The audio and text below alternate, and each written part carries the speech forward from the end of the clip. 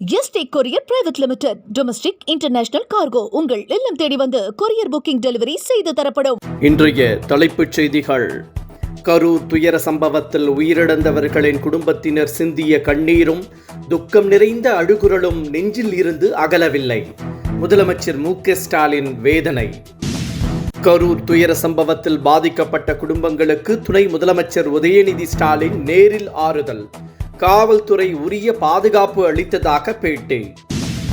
கரூரில் காவல்துறை உரிய பாதுகாப்பு அளிக்காததே துயர சம்பவத்திற்கு காரணம். இபிஎஸ் குற்றச்சாட்டு. கரூரில் 39 பேர் உயிரிழந்த சம்பவம் தொடர்பாக தாவேகா பொதுச் செயலாளர் புஸ்ஸி ஆனந்த் உள்ளிட்ட 4 பேர் மீது வழக்கு. குற்றமற்ற கொலை முயற்சி, பொது சொத்துக்களுக்கு சேதம் விளைவித்தல் உள்ளிட்ட பிரிவுகளின் கீழ் பதிவு. பரபரப்பான கட்டத்தில் ஆசிய கோப்பை கிரிக்கெட் போட்டியின் அரையிறுதி ஆட்டம். இந்தியா பாகிஸ்தான் அணிகள் இன்று மோதல். இனி விரிவான செய்திகள். கரூர் துயர சம்பவத்தில் உயிரிழந்தவர்களின் குடும்பத்தினர் சிந்திய கண்ணீரும் அவர்களது துக்கம் நிறைந்த அழுகுரலும் ஏற்படுத்திய வலி நெஞ்சில் இருந்து அகலவில்லை என முதலமைச்சர் மு.க. ஸ்டாலின் உருக்கமாக தெரிவித்துள்ளார். உயிரிழந்தவர்களுக்கு அவர் அஞ்சலி செலுத்திய வீடியோவை தனது எக்ஸ் தளத்தில் பகிர்ந்துள்ளார். உறவுகளை பறிகொடுத்த குடும்பங்களுக்கு நேரில் ஆறுதல் கூறிய முதலமைச்சர் மு.க. ஸ்டாலின் சிகிச்சை பெறுபவர்களின் நிலை குறித்தும் டாக்டர்களிடம் கேட்டறிந்தார். கரூர் சம்பவத்தில் பாதிக்கப்பட்ட குடும்பங்களை துணை முதலமைச்சர் உதயநிதி ஸ்டாலின் நேரில் சந்தித்து ஆறுதல் தெரிவித்தார். காயமடைந்து சிகிச்சை பெற்று வருபவர்களை அவர் சந்தித்து நலம் விசாரித்தார். பின்னர் செய்தியாளர்களிடம் பேசிய துணை முதலமைச்சர் கூட்டத்திற்கு காவல்துறையினர் போதுமான பாதுகாப்பு அளித்ததாக தெரிவித்தார். 345 மருத்துவர்கள் களத்தில் உள்ளதாகவும் பரப்புரையின் போது தாவேகா 2ஆம் கட்ட தலைவர்கள் கூட்டத்தை கட்டுப்படுத்தி இருக்க வேண்டும் என்றும் துணை முதலமைச்சர் உதயநிதி ஸ்டாலின் தெரிவித்தார். கரூர் சம்பவம் நடிகர் விஜய்க்கு நெருக்கடியை ஏற்படுத்தியுள்ள நிலையில் இது குறித்து மூத்த நிர்வாகிகளுடன் அவர் ஆலோசனை நடத்தியதாக தகவல் வெளியாகியுள்ளது. கரூர் சம்பவம் தொடர்பாக விஜய் மீது நேரடி குற்றச்சாட்டுகள் பாய்ந்துள்ளன. சம்பவ இடத்திற்கு நேரில் செல்லவில்லை என்றும் பாதிக்கப்பட்டவர்களை சந்தித்து ஆறுதல் கூறவில்லை என்றும் புகார்கள் தெரிவிக்கப்படுகின்றன.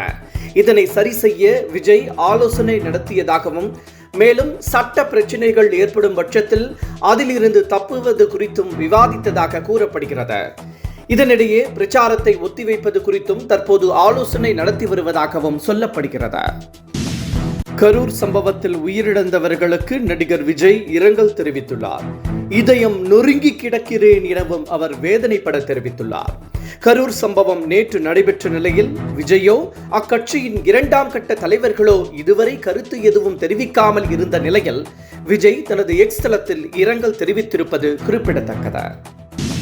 தாவேகா பரப்புரையில் ஏற்பட்ட தள்ளுமுள்ளுவுக்கு காவல்துறை முறையாக பாதுகாப்பு அளிக்காததே காரணம் என இபிஎஸ் குற்றம் சாட்டியுள்ளார். ஆளும் கட்சியின் கூட்டங்களுக்கு மட்டுமே முறையாக போலீஸ் பாதுகாப்பு கொடுக்கப்படுவதாகவும் அவர் குற்றம் சாட்டியுள்ளார்.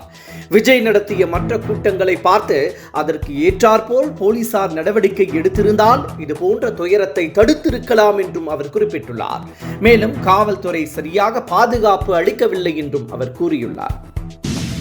கரூர் சம்பவம் தொடர்பாக மத்திய உள்துறை அமைச்சகம் தமிழக அரசிடமிருந்து அறிக்கை கேட்டுள்ளதாக தகவல் வெளியாகியுள்ளது. கரூர் துயர மரணம் குறித்து குடியரசுத் தலைவர், துணை குடியரசுத் தலைவர், பிரதமர், மத்திய அமைச்சர்கள் அமித்ஷா, ராஜ்நாத் சிங் உள்ளிட்டோர் இரங்கல் தெரிவித்திருந்தனர். இந்த நிலையில் சம்பவம் குறித்து விரிவான அறிக்கை தாக்கல் செய்ய தமிழக அரசுக்கு மத்திய உள்துறை அமைச்சகம் உத்தரவிட்டுள்ளது. கரூர் சம்பவம் தொடர்பாக தமிழக வெற்றி கழக பொதுச் செயலாளர் புஸ்ஸி ஆனந்த் மற்றும் நிர்மல்குமார் உள்ளிட்ட 4 பேர் மீது வழக்கு பதிவு செய்யப்பட்டுள்ளது. குற்றமற்ற கொலை முயற்சி, பொது சொத்துக்களுக்கு சேதம் விளைவித்தல், அதிகாரிகளின் உத்தரவுக்கு கீழ்ப்படியாமை, மனித உயிர்களுக்கு ஆபத்தை ஏற்படுத்தும் அலட்சிய செயல்களுக்கு தண்டனை என 5 பிரிவுகளின் கீழ் வழக்கு பதிவு செய்யப்பட்டுள்ளதாக கூறப்படுகிறது. கரூரில் விஜய் பரப்புரை மேற்கொண்டிருந்த போது கூட்ட நெரிசல் ஏற்பட்டு 39 பேர் மரணமடைந்த சம்பவம் தொடர்பாக விஜய் மீது மக்கள் கடும் கோபத்தில் உள்ளனர். அவரது நீலாங்கரை வீட்டிற்கு போலீஸ் பாதுகாப்பு அளிக்கப்பட்டுள்ளது. தொண்டர்கள் அங்கு குவிந்துள்ள நிலையில் தடுப்புகள் அமைத்து போலீசார் தீவிர பாதுகாப்பில் ஈடுபட்டுள்ளனர். யாரும் வீட்டிற்குள் செல்ல அனுமதி அளிக்கப்படவில்லை. அந்த வழியாக செல்வோர் தீவிர சோதனைக்கு பிறகு அனுமதிக்கப்படுகின்றனர். துணை ராணுவமும் பாதுகாப்பு பணியில் ஈடுபடுத்தப்பட்டுள்ளது. ஆசிய கோப்பை கிரிக்கெட் போட்டி பரபரப்பான கட்டத்தை எட்டியுள்ளது. இந்த போட்டியில் பல அணிகள் மோதிய போதிலும் இந்தியா பாகிஸ்தான் அணிகளுக்கு இடையேயான போட்டி அதிகமாக எதிர்பார்க்கப்பட்டு வருகிறது. இந்த நிலையில் இன்று நடைபெறும் அரையிறுதி ஆட்டத்தில் இந்தியா பாகிஸ்தான் அணிகள் மோதுகின்றன. இந்த போட்டியை ரசிகர்கள் ஆவலுடன் எதிர்நோக்கியுள்ளனர். ஆசிய கோப்பை கிரிக்கெட் போட்டியில் 2 லீக் ஆட்டங்களில் பாகிஸ்தானை இந்தியா தோற்கடித்தது குறிப்பிடத்தக்கது. இத்துடன் இந்த செய்திகள் நிறைவடைகின்றன. மீண்டும் மாலை 5 மணிக்கு சந்திக்கலாம். வணக்கம். என்றும் உங்களுடன் மை இந்தியா. முக்கிய செய்திகளை உடனுக்குடன் தெரிந்து கொள்ள சப்ஸ்கிரைப் பண்ணுங்க, பெல் பட்டனை பிரஸ் பண்ணுங்க. என்றும் உங்களுடன் my India. Yesterday courier private limited. Domestic, international cargo உங்கள் இல்லம் தேடி வந்து கொரியர் புக்கிங் டெலிவரி செய்து தரப்படும்.